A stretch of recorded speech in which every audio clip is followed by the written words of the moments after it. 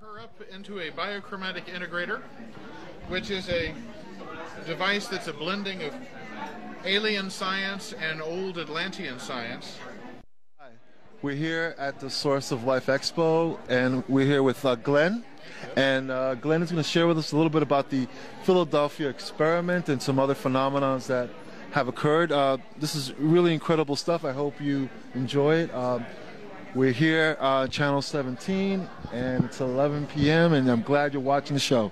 Well, in 1943, the government was conducting experiments which were originally envisioned by Nikola Tesla and Albert Einstein in the 20s, which were to create a field, an electronic field, which would cause invisible. Now, what Nikola Tesla tried to tell the government, and they didn't listen to him, was they were making something invisible by making it leave the space-time continuum as we know it. And he wanted safeguards such as making a wristband that the sailors would wear, which would let them know where in the universe they were, in reference to the ship. And because the government said, no, we don't want to spend the extra $500 a wristband, Nikola Tesla backed out, and then was later killed for his trouble, theoretically. How did they know that the wristband will help them or keep them in that location? Well, basically what the wristband was designed to do was to maintain the 0 point of the person's consciousness on board the ship. See, when the ship left the space-time continuum, what would happen was the ship would become the universe for that person. And then that's what the wristbands would allow the person to know. And without the wristbands, the person was just like floating in space. And what ended up happening was when the ship rematerialized, sailors materialized inside the decks and inside the bulkheads, half in and half out, and screaming horribly, needless to say. Also, the energetics of the situation caused some sailors to freeze and others to burn from the inside out. And as a result of that, what ended up happening to the ship was it teleported to Norfolk, Virginia. But it was missing for several days. And that's where the Montauk Project comes in, which supposedly took place out at Montauk Point in an old abandoned Army Air Corps station, which was then given over to the Air Force, which was also one of the sites where Nikola Tesla had been digging tunnels for one of his free energy programs.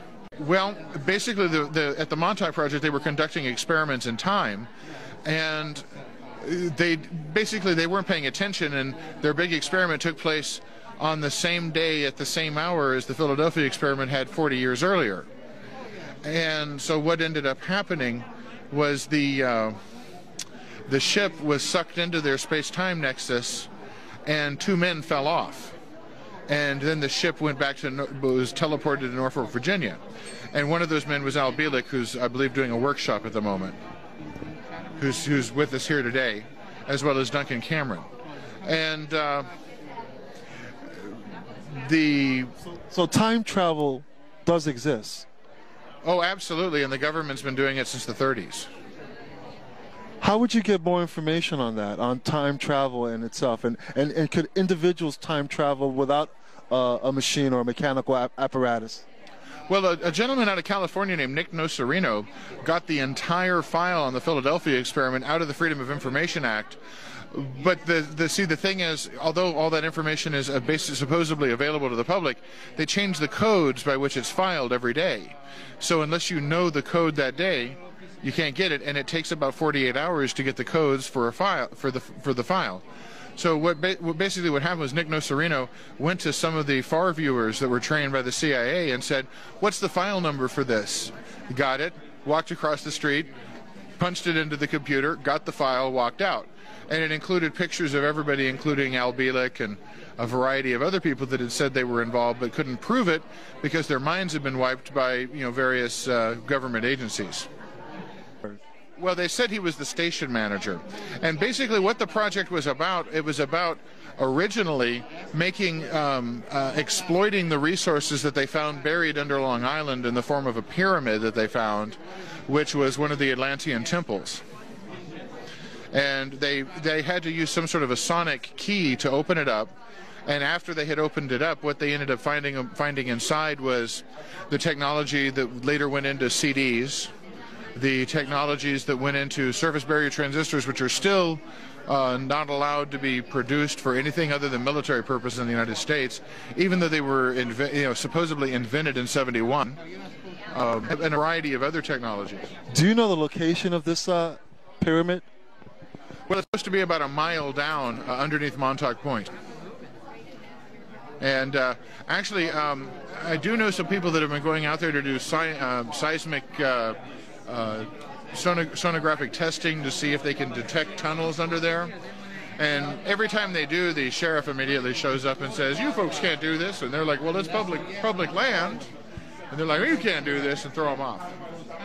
So, you know, I've been to Montauk Point, but I've never noticed any kind of military station or naval station there. When I was taken out there, I didn't drive personally, and it was about 4 years ago. But there is a base that's still out there. I mean, I've been on it. I know that Al or Phil Gruber particularly could give you the address and tell you how to get there. You know, this is tonight out there. They're having a panel discussion. Yeah. Out there in Montauk? Are you guys going to be there? Well, Al and Duncan are. I got to stay and watch the booth. You know, somebody's got to make the money to pay for everything. So, what's the end result with the Philadephia experiment? What have we learned? What are our mistakes? Well, we've learned that we should have listened to Nikola Tesla. And we've learned that maybe it might be time for the American public to start demanding that the other 200 of Nikola Tesla's patents be released again.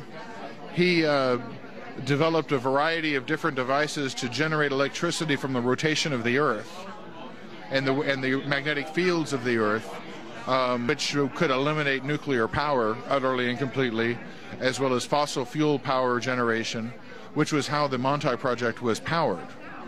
That's the only way they could generate the bevawatts of energy that were necessary to open time portals. We've learned that the government is willing to let private companies, which, see, the Montauk Project wasn't a government organization. With all this phenomena, because this is quite fascinating. I've always felt that time travel is possible because of the molecular structure of things and space and time and Einstein's theory. What is the future when it involves time travel? What does it look like now? Well, I hope that there isn't much of a future, because every time we go off into the past, we create alternate timelines, which stresses reality today. And one of the things that it seems to be causing the quote-unquote Earth changes is the fact that the Montauk Project created over 200 separate timelines, which causes stress on the crust of the Earth. And it causes earthquakes, and it causes volcanic eruptions. It could cause the axial tilt of the Earth. And in terms of traveling into the future, I don't necessarily know that it's really needed. We've got too much to do in the day, in the present moment, to worry about the future or to be going off into the past, because we've proven you can't change the past. Because every time the Montauk Project went off into the past to change things, all they did was create another timeline that ran parallel to our own, and those people couldn't get back to us, and we couldn't get to them. Although there does seem to be, Well, thank you, Glenn. You know, this is a really fascinating educational situation with the Philadephia experiment and the Montauk experiment. I'm really glad that you were able to share it with me and with the viewers.